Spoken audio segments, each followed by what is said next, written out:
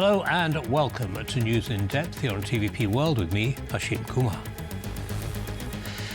At the World Economic Forum in Davos, Europe is asserting its independence amid rising tensions with the United States. Meanwhile, Trump's proposed Board of Peace divides Central and Eastern Europe. Poland and other CEE countries have been asked to take sides between US influence and EU unity. Joining us to lay it all out is Michał Broniatowski. He is editor-in-chief at TVP World. Michał, welcome back. Good to have you, as always. Thank you.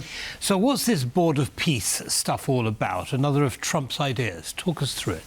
Well, you know, it exists in the agreement on a ceasefire in Gaza, and it is also penciled into the supposed agreement between Russia and Ukraine on a ceasefire or peace, whatever you call it.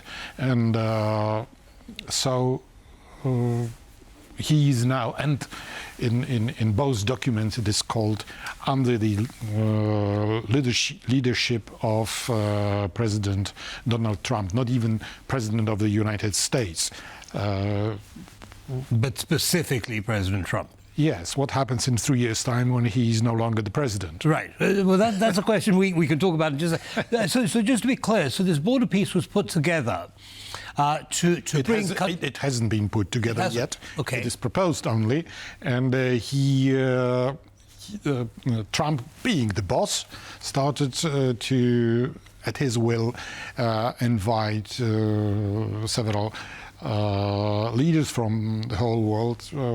For example, he chose Polish president, but not the presidents of Slovakia and Czechia. For some reason, he invited Prime Minister of Hungary, and so on. The problem with this invitation is, what is he inviting people to? Right. What is it? Is it a discussion club, or is it a treaty or something?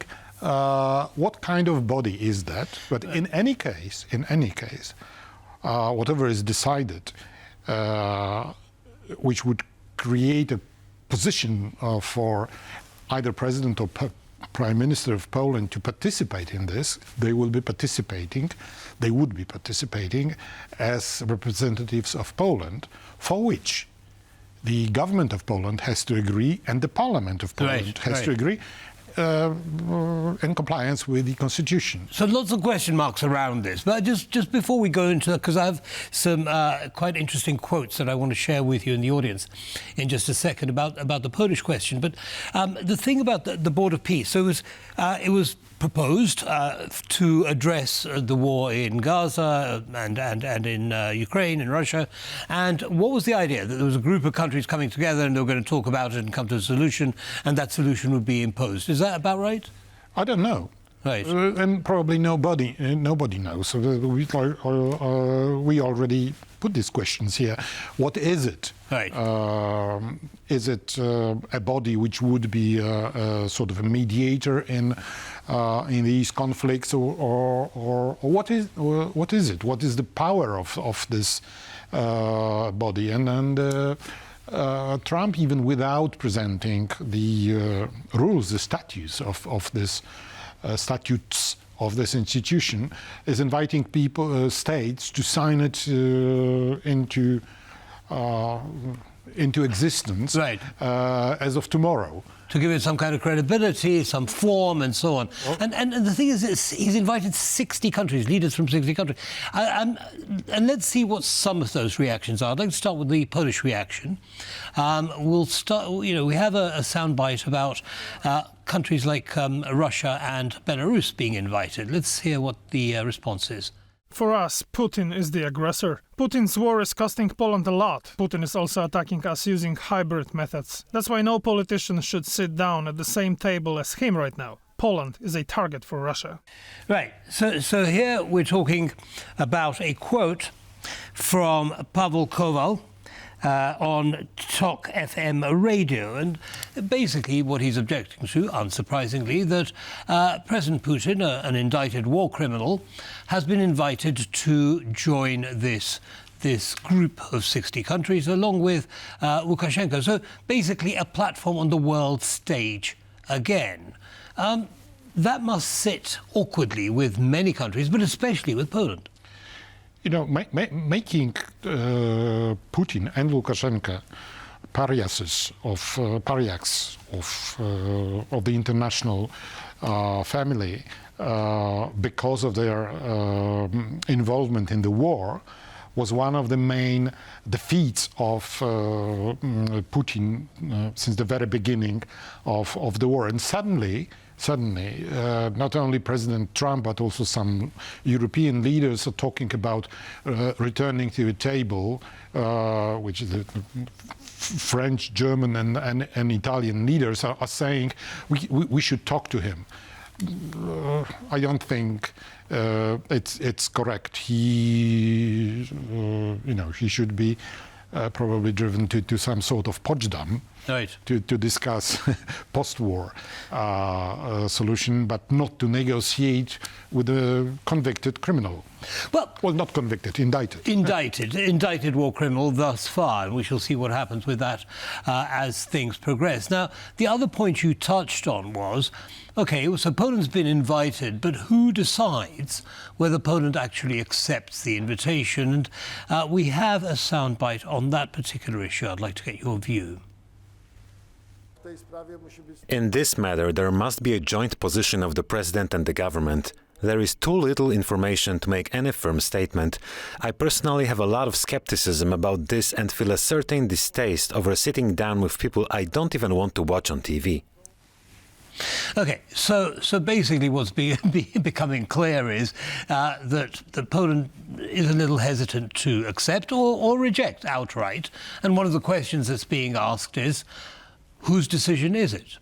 Well, without any doubt, the decision by law is on the Prime Minister of Poland, who has to consult his government and also get the decision from the Parliament, and then he may designate the president to represent Poland on this in this body, or not to represent Poland in this body. And this puts Mr. Nawrocki, the president of Poland, in a very awkward situation. As we know, he's staunchly opposed to Prime Minister Tusk, and if he agrees, he will break the law, and if he doesn't agree, he will look like weak politician who is surrendering to the Prime Minister, but he will also offend his friend in Washington. Right, so he's a prickly position. Yes, whichever between the hammer and the hard place. Yeah, absolutely. So, but the other thing, and this is, of course, for public consumption, the other thing that they're saying is that they're actually united in not wanting to sit around the same table as Putin. I mean, does this surprise you? You know, a statement of unity between the president and the government, in the Polish government? Well, I think they can agree easily on saying they will not sit at the same table with Putin. But it's not only this aspect, this legality of Polish participation in this, Poland's participation, and is it a betrayal of Ukraine? As I said, the hard decision for Mr. Nawrocki's political position. All right. You bring up Ukraine. Now, Poland has been a staunch supporter of Ukraine, a logistics hub for all material going into that country. I mean, how does President Trump envisage that, Poland, with its history, both recent and past, can sit around the table with President Putin and come to some peace solution when Putin's made himself very clear. You know, his definition of peace is complete conquering of Ukraine. I don't think that Mr. Trump is bothered about this sort of details. He just wants 60 leaders of the world sitting under his leadership at the table somewhere in the world and discussing peace, which was supposed to be introduced one day after his start of his stay in the White House 1 year ago. Nothing has happened so far, apart of you know, lots of hours of debates between you know, envoys here and there, and then nothing more. The only thing is that when on the day when Mr. Putin is invited to the Board of Peace, he is sending missiles, destroying electricity in Kiev in temperatures minus 20. Not only electricity, but because of that, also heating. People are living without water, without heat, and without electricity in half of this town of more than 2 million inhabitants. Right, absolutely. A very clear statement of Putin's attitude towards peace in Ukraine. How do you think Putin is actually viewing this Board of Peace? Does he see this as an opportunity in some way?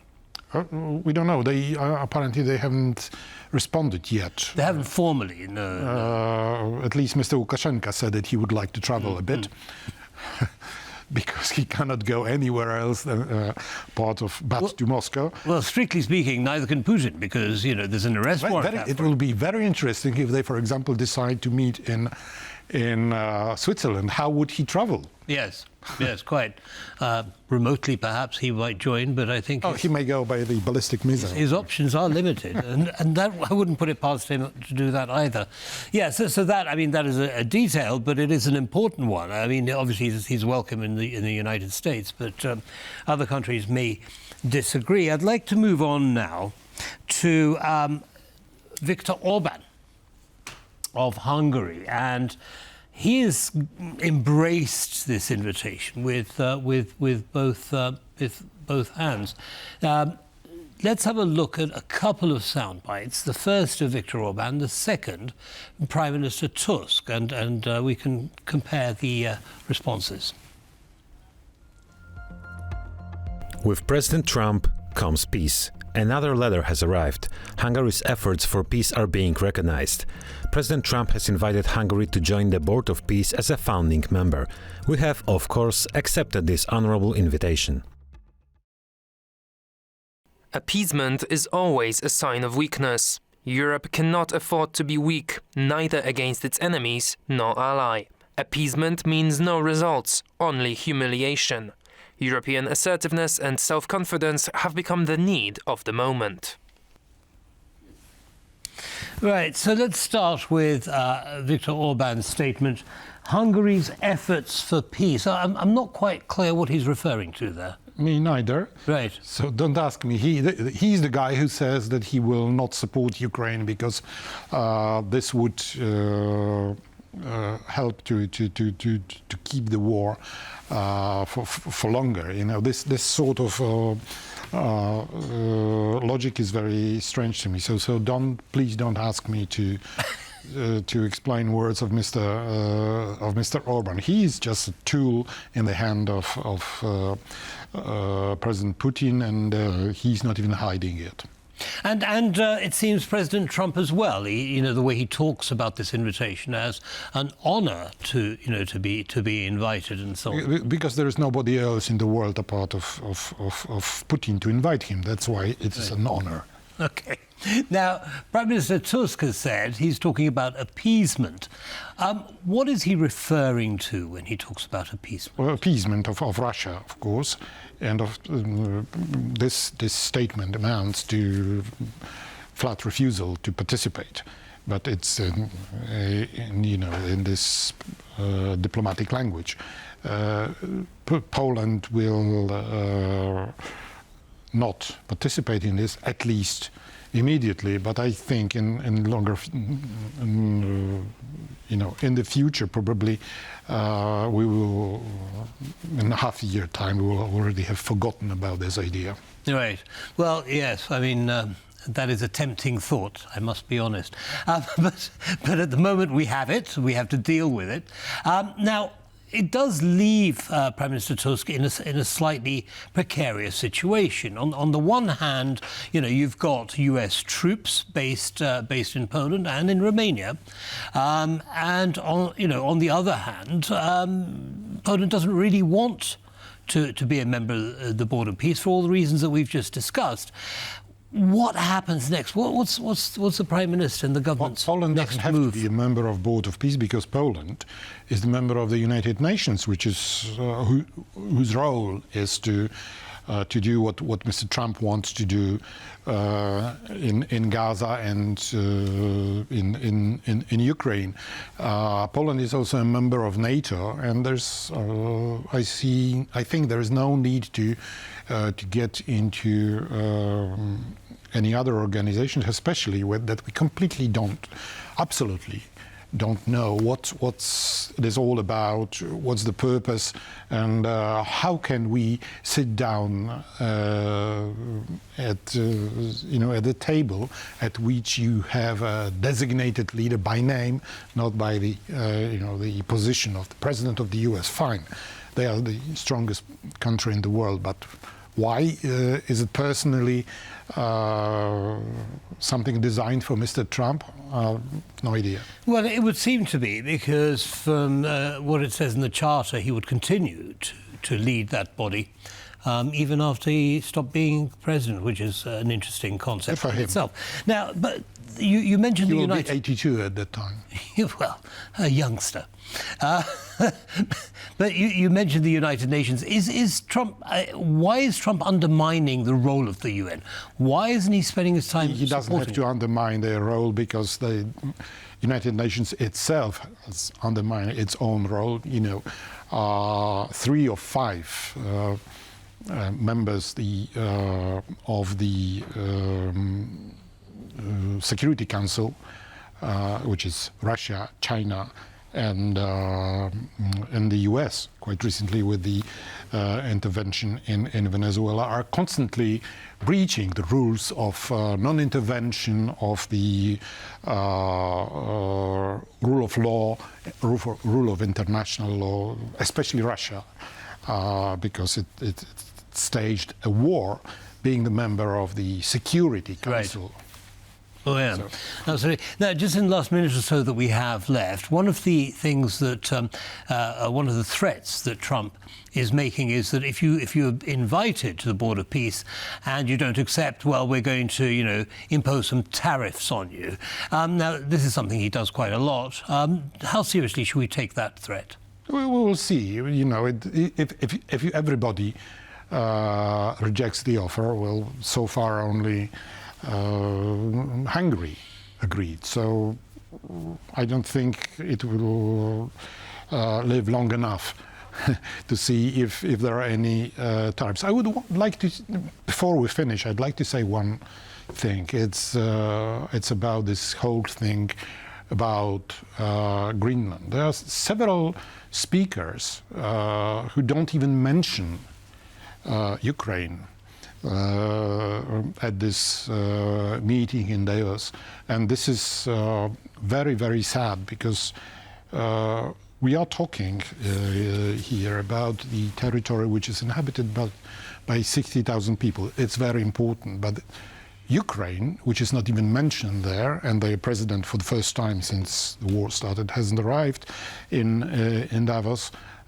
lost more people during this war than the whole population of Greenland. We have to remember that and keep reminding politicians that their main concern today is how to support Ukraine in their fight with Well, we'll certainly Russia. be doing that. We have some very interesting interviews coming up on precisely that.